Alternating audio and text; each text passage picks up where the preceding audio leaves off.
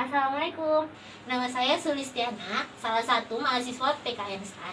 Di sini saya akan menjelaskan 8 etika dalam pengadaan barang dan jasa dan contoh pelanggarannya yaitu korupsi. Nah, di sini ibu saya berperan sebagai pelaku usaha yang akan mengadakan kontrak dengan pejabat pengadaan, dan di sini adalah abang sepupu saya yang sebagai pejabat pengadaan. Nah, untuk kelanjutannya, maka mohon dilihat ya videonya. Assalamualaikum.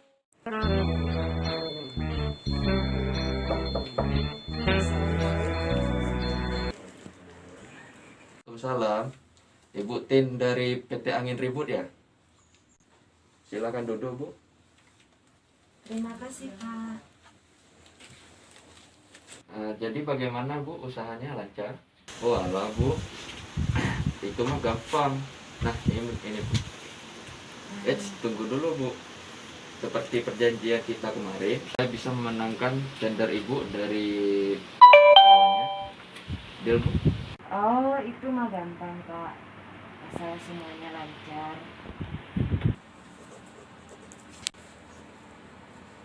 Udah. Bagaimana, Bu? Deal? Deal, Pak.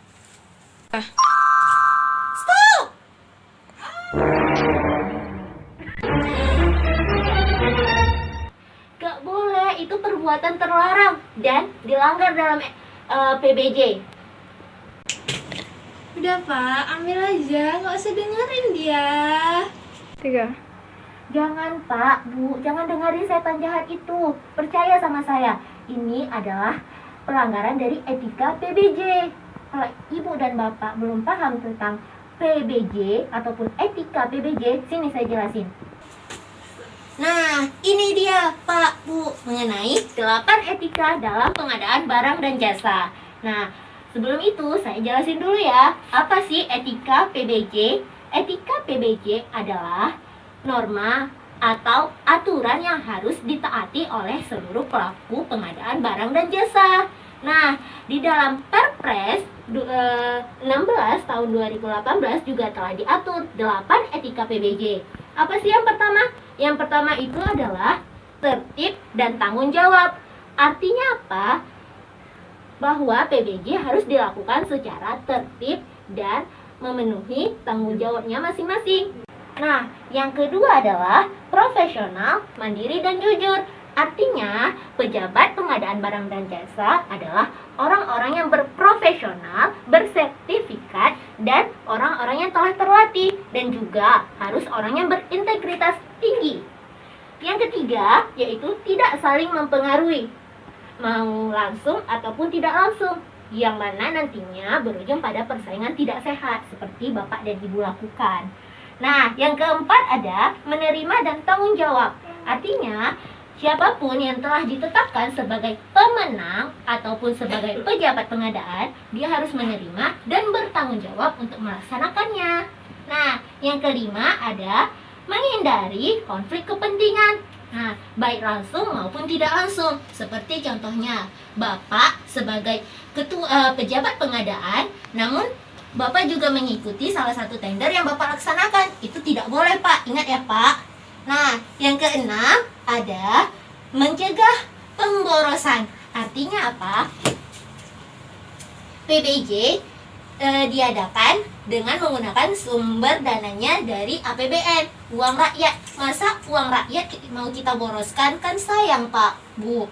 Nah, yang ketujuh ada menghindari penyalahgunaan wewenang. Jangan sementang-mentang punya wewenang dan kekuasaan, tapi Bapak dan Ibu melakukannya tidak sesuai dengan wewenang yang diberikan. Nah, yang kedelapan, yang terakhir nih, tidak menerima, menawarkan, atau menjanjikan.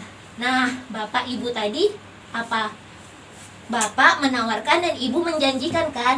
Nah, itu tidak boleh. Karena apa? Karena semua tindakan yang melanggar etika pengadaan barang dan jasa itu akan menuju ke KKN. Tahu apa KKN?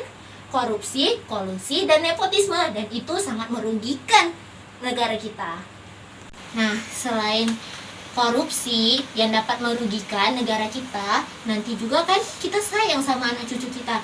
Nanti yang sengsara adalah anak cucu kita nanti, dimana mereka tidak dapat menikmati hasil yang kita lakukan sekarang dengan baik di masa depan. Dan juga ini yang paling penting, kita ketika melakukan korupsi akan menimbulkan dosa, dan itu sangat dosa berat.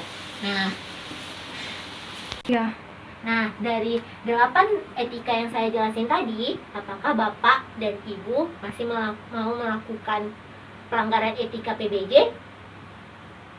Tidak. Alhamdulillah. Pak, Bu, silakan lihat ke kamera.